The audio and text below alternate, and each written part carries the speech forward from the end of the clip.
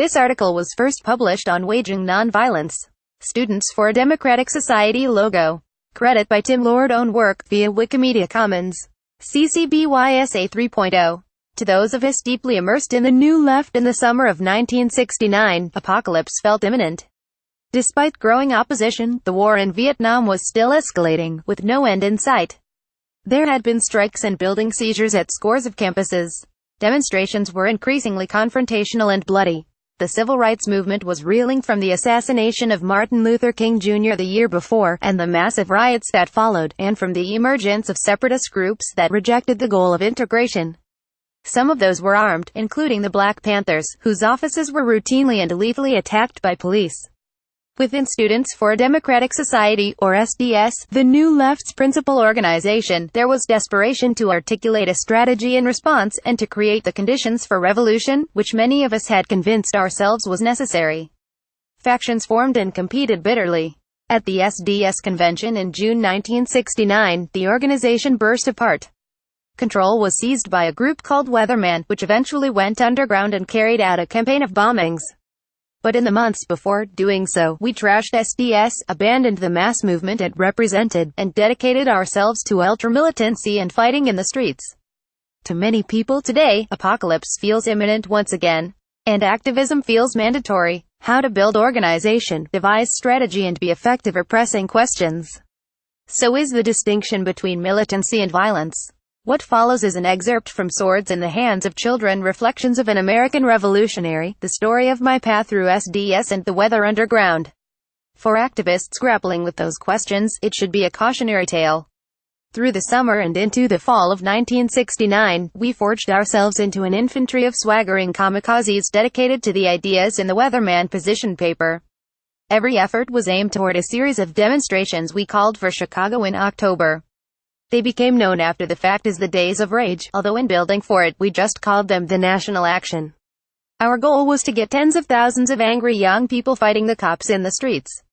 In the event, only about 400 people actually participated, maybe fewer. There was an opening night salvo and our troops ran through a fancy neighborhood trashing things and attacking the cops, who responded with shotguns, wounding 11, and arrested more than 60. A couple of actions planned for the following days didn't go forward at all. One was diffused by the police as people were gathering, and we cancelled another out of fear because the National Guard had been called out. The final day's march was another melee, with numerous injuries and mass arrests. Altogether, considering our inflated vision of it, the Days of Rage was a spectacular failure. So, smarting from our abandonment by the movement we had alienated and from the failure of our fantasized masses of followers to materialize, we in turn abandoned the movement and the masses in a huff. Obviously, nobody else was as committed as we were. That's when we began preparing to go underground. This spoiled brat feeling shirt motivation for such a consequential step was obscured behind our overblown rhetoric about the need for armed action.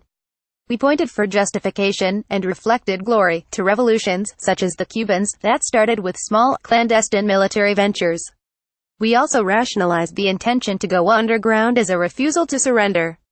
Many of our members accrued felony charges for things like mob action and assaulting an officer, and didn't want to face trials in jail. But our unwillingness to admit that our strategy had been a farce, that is, our shame at having talked so big and delivered so little, would also be a powerful impetus.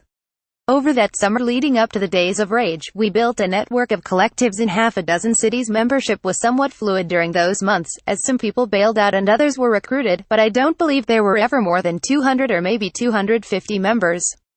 They were disciplined to a leadership group that we cutely called the Weather Bureau. Not insignificantly, while there had been 2 women among the 11 signers of the position paper, Karen Ashley and Bernardine Dorn, Karan was very quickly kicked off the Weather Bureau and Bernardine remained the only female member. In the fall another woman was brought on, for cosmetic reasons I should think. She also didn't last long, most likely because she was a nascent lesbian feminist. The local groups that became weather collectives had originally been meant as short-term organizing projects. Many who joined them were students expecting to return to college in the fall. But by fall our sense of reality was so skewed that for many, the idea of resuming life as a student would have been as inconceivable as volunteering to become a police informer. This first incarnation of Weatherman, as a public and visible organization, was nicknamed by someone, me, I think, the Weather Machine. This image gave us something to keep in mind as we subordinated our individual wills and learned to function like cogs and gears. We didn't consider its other implication, the repetitive, controlled, mechanistic way we were thinking. At the SDS national office, where I was, there was a staff that fluctuated in number between perhaps half a dozen and a dozen people. From there, the transformation of the summer projects into the machine only reached us in anecdotes and rumors of bizarre and thrilling and scary goings-on. We began to hear of marathon meetings, criticism sessions that lasted until dawn. This was a technique appropriated from the Cultural Revolution then going on in China, aimed at beating the bourgeois individualism and wimpiness out of each other.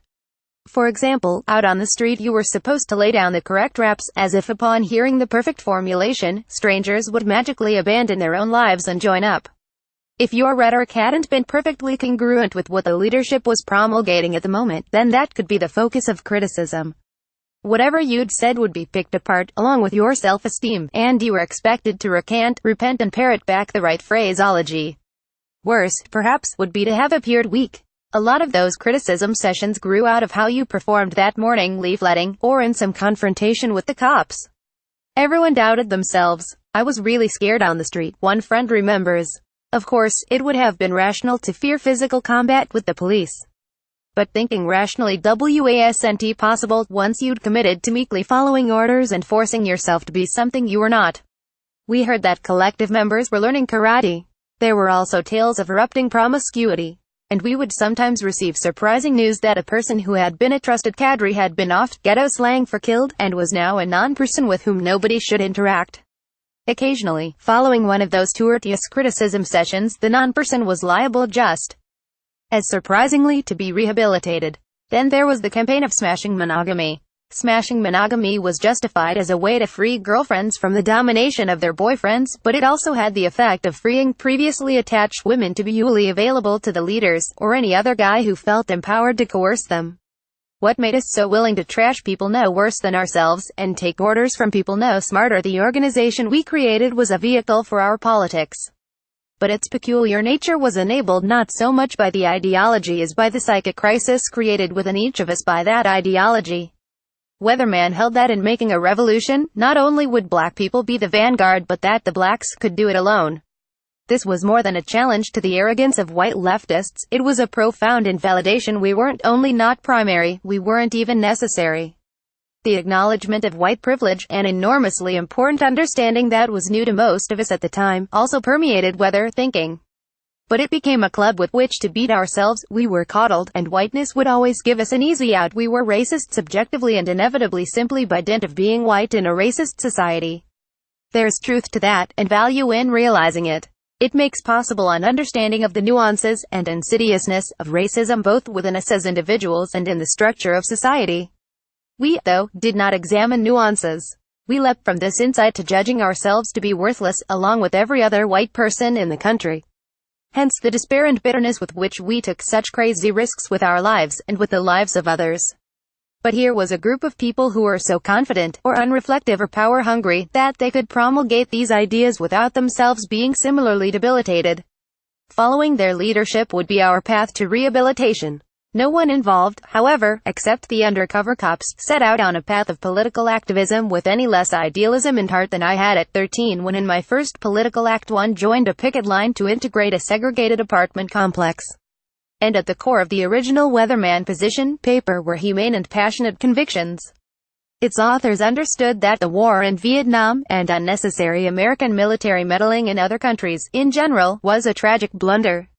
And they knew that for this country racism is central to the history, and the biggest challenge.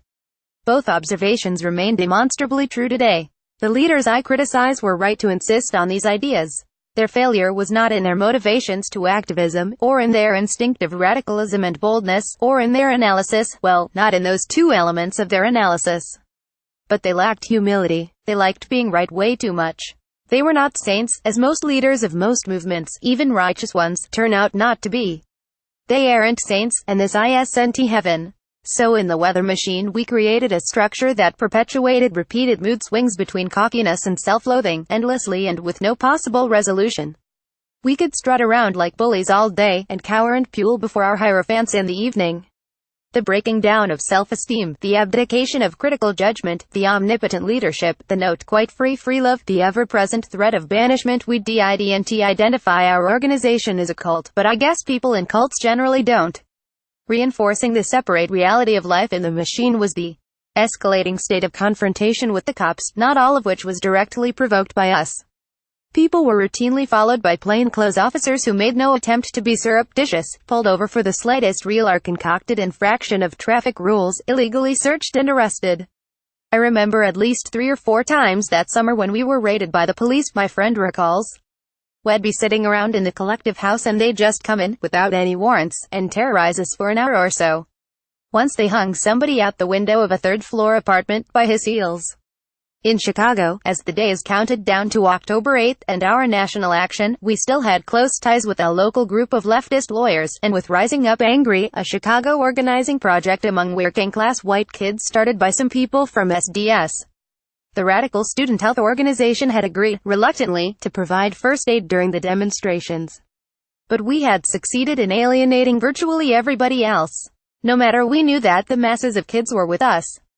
I was cited in the newspaper Chicago Today, as late as September 23, asserting that between 5,000 and 10,000 of them would be joining us in the streets. But the reality was that we had isolated ourselves almost completely. This is what happens when you insist you are totally right, belittle everybody else as wrong-headed and objectively counter-revolutionary, and deride them all as wimps. We acted as if we didn't care that our ties to the larger movement were being severed. We pretended it proved our superiority. Driven by spite, it seemed easy to cut ourselves off from the rest of the New Left. The last issue of the SDS newspaper we published before the national action had an unambiguous theme of armed revolution, with articles on 4 Latin American insurgencies. New Left Notes had often printed a roundup of short items of movement news. This time, under the headline Insurrection, we ticked off several militant street battles of the Weatherman type, and 7 recent bombings of National Guard armories and federal buildings in various locations around the country. Weatherman hadn't yet blown anything up, but that idea was in the air. Some people were beating us to it. It was right in the middle of those feverish days of rage that the Weather Bureau made the decision to transform the visible weather machine into an invisible underground. Perspective and composure were apparently not deemed essential for the taking of such a momentous decision. But we had gone far out on a limb and discovered that everybody else was ready to leave us dangling there, so I think we all felt that we might as well jump. It certainly wouldn't do to wimp out on our commitment to ceaseless escalation. There is also the reading of this decision as an adolescent tantrum. If we were to die in the act of committing revolutionary suicide, it would serve everybody else right. And there is the psychological reading, in which it isn't a surprise that the leadership made the decision to go underground when they did. What a spectacular way to repair their punctured collective self-esteem, given the colossal defeat they had ushered us to.